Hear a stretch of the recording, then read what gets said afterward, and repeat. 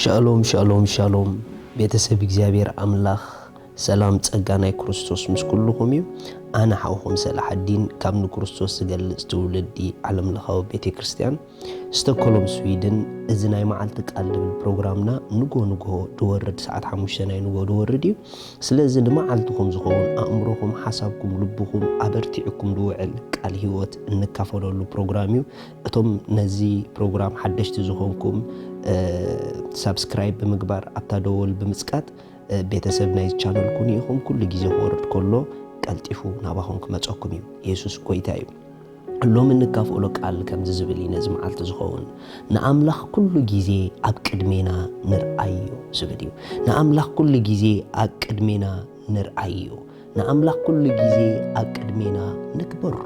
ሪኹም አሕዋት ንእግዚአብሔር ኩሉ ግዜ አብ ቅድሚኦም እንዳርአዩ ዝኸዱ እንዳገበሩ ዝኸዱ ሰባት አለው ገለገለ ሰባት ድማ ንእግዚአብሔር ሓደ ግዜ አብ ቅድሚኦም ዝገብርዎ ሓደ ግዜ ግን ንእግዚአብሔር አብ ቅድሚኦም ዘይገብርዎ ሰባት አለው ስለዚ አነ ንስኹምን ከምቲ ሓደ ግዜ አብ ቅድሚኦም ንአምላኽ ዝገብርዎ ሓደ ግዜ ግን ኩነታቶም አብ ቅድሚኦም ዝገብሩ ሰባት አይንኹን እንድሕር ከምኡ ኮይና ላይፍና አፕ ኤንድ ዳውን ክኸውን እዩ ናይ እግዚአብሔር ፍቃድ ግን ህይወትና ሓንሳብ ንላዕሊ ሓንሳብ ንታሕቲ ክኸውን አይደለን እዩ ኩሉ ግዜ ንላዕሊ ኩሉ ግዜ ንቅድሚት ጥራሕ ክንከይድ እዩ እግዚአብሔር አምላኽ አብ ህይወትና ፍቃዱ ስለዚ ካብቲ ሓደ ኩሉ ግዜ ንቅድሚት ኩሉ ግዜ ህይወትና ንላዕሊ ጥራሕ ክኸይድ ዝገብሮ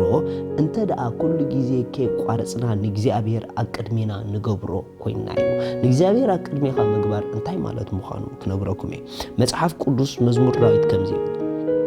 ምዕራፍ 16 ጥቕሲ 8 ንእግዚአብሔር ኩሉ ግዜ አብ ቅድመይ ገይረዮ ብየማነይ ስለ ዝኾነ ኣይክናወፅን እየ ሪኢኹም ዘይናወፅ ህይወት ምስጢሩ እንታይ እዩ ተዳኢልኩምኒ ዘይናወፅ ህይወት ምስጢሩ ንአምላኽ ኩሉ ግዜ አብ ቅድሚኡ ስለ ዝገብር እዩ ንእግዚአብሔር ኩሉ ግዜ ኢሉ አብ ቅድመይ ገይረዮ ኢሉ ብየማነይ ስለ ዝኾነስ ኣይናወፅን ኢሉ ሪኢኹም አሕዋት ዕሩፍ ህይወት ሰላም ዘለዎ ህይወት ብጸጋ ዝመላለስ ህይወት ከመይ ዝበለ ህይወት ይተዳኢልኩምኒ ኩሉ ግዜ ብዘይ ምቁራጽ ንአምላኽ እንዳርአየ ዝኸይድ ህይወት እዩ አብ ህይወት ብዙሕ ዓይነት መንገዲ ክንሓልፍ ንኽእል ኢና ነገር ግን አብ ህይወት ክንጥንቀቐሎም ዘለና ነገራት አለው ንድሕሪት እንዳረኣና ንቅድሚት ክንከይድ ኣይንኽእልን ኢና ንጎኒ እንዳረኣና እውን ክንዓቢ ንኽእልን ኢና ስለዚ ንድሕሪት ምርአይ ገዲፍና ንጎኒ ምርአይ ገዲፍና ንእግዚአብሔር አምላኽ ጥራሕ ኩሉ ግዜ አብ ቅድሜና ክንገብሮ እግዚአብሔር አምላኽ ድማ እሱ ሓይሉ ኮይኑ ከበርትዐና ጸጋ ብዝሕዩ ደው ከብለና ይደሊ እዩ ብዙሕ ግዜ አብ ህይወትና ነገራት ክቀያየር ከሎ ኩነታት ክቀያየር ከሎ አብ ክንድና አምላኽ አብ ቅድሜና ጌርና ነቲ ኩነታት ንጥሕሶ ነቲ ኩነታት አብ ቅድሜና ጌርና ንአምላኽ ስለነኣርዮ ብጭንቀት ብፍርሒ ብጓሂ ንህረም ንምንታይ ተተባሃለ አብ ቅድሜና ክንገብሮ ዘይግበአና ነገር ስለ ዝገበርና ንእግዚአብሔር አምላኽ ኩሉ ግዜ አብ ሓሳቦም አብ ልቦም ብዝሓልፍዎ ኩሉ ነገር ንነገራት ዘይኮነ ንዕኡ ጥራሕ አብ ቅድሚኦም ዝገብሩ ሰባት ፍሉጣት እዮም አዘራርቦኦም ፍሉጥ እዩ አተሓሳስቦኦም ፍሉጥ እዩ ሓደ ካብኦም አብ መጽሓፍ ቅዱስ ንአምላኽ ኩሉ ግዜ አብ ቅድሚኡ ገይሩ ዝመላለስ ሐዋርያ ጳውሎስ እዩ ሐዋርያ ጳውሎስ ከምዚ ኢሉ ተዛሪብሎ አብ ፊልጵ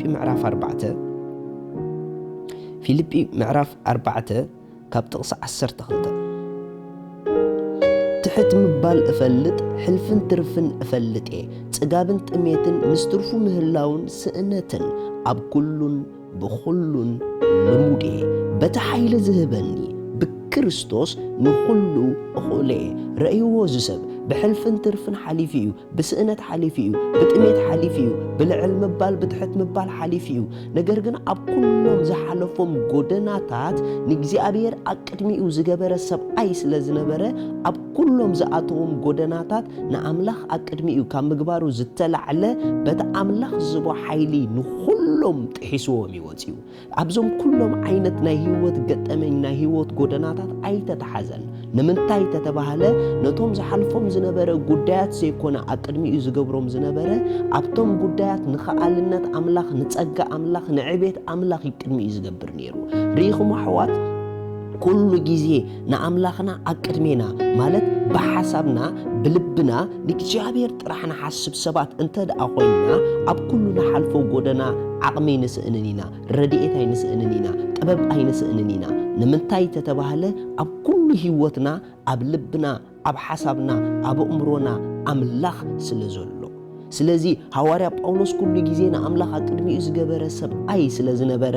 ኣብቲ ዘቸግር ኩነታት እኳ ክሓልፍ ከሎ በቲ ዝበና ሓይሊ ንኹሉ ይኽእሉ ኢሉ ካብቲ ሓደ ንኣምላኽ ኩሉ ጊዜ ኣቅድሚኦም ዝገብሩ ሰባት ምልክቶም ብገዛእ ርእሶም ዘይኮነ ብሓይሊ ኣምላኽ ከም ዝነብሩ እዮም ዳኣምኑ ካብቲ ሓደ ምልክቶም ክዛረቡ ከለዉ ካብ ርእሶም ተበጊሶም ዘይኮነ ካብ ሓይሊ ኣምላኽ ተበጊሶም እዮም ዝዛረቡ ስለዚ ጳውሎስ በቲ ንሱ ዝበና ሓይሊ ኢሉ መጽሓፍ ቅዱስ ክዛረብ ከሎ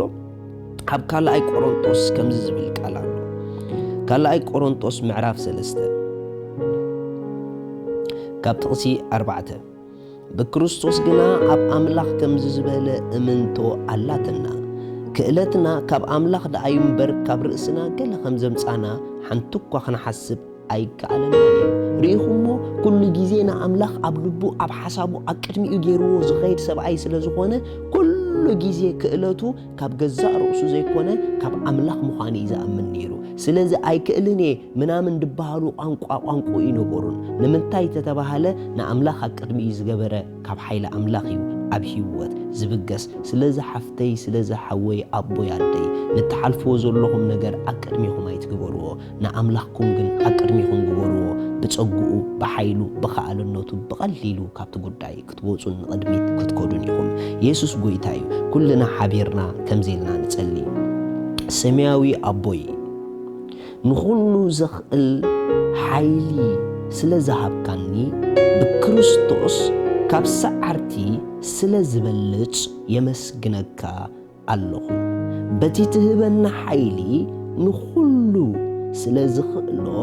ዝኸብደንድ ነገር ስለዘየለ ተመስገን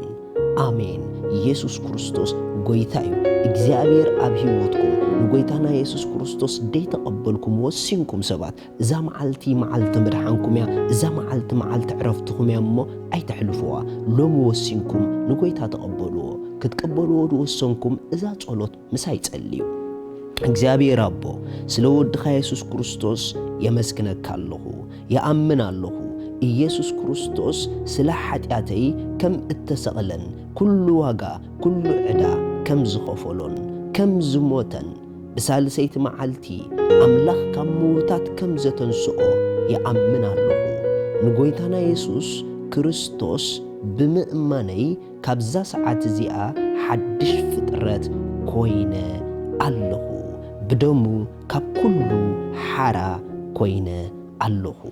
አሜን እዚኣ ዝወሰንኩም ኣምላኽ ባርኽኩም በዚ ብታሕቲ ዘሎ ኣድረስ ረኸቡና ክንሕግዘኩም ኢና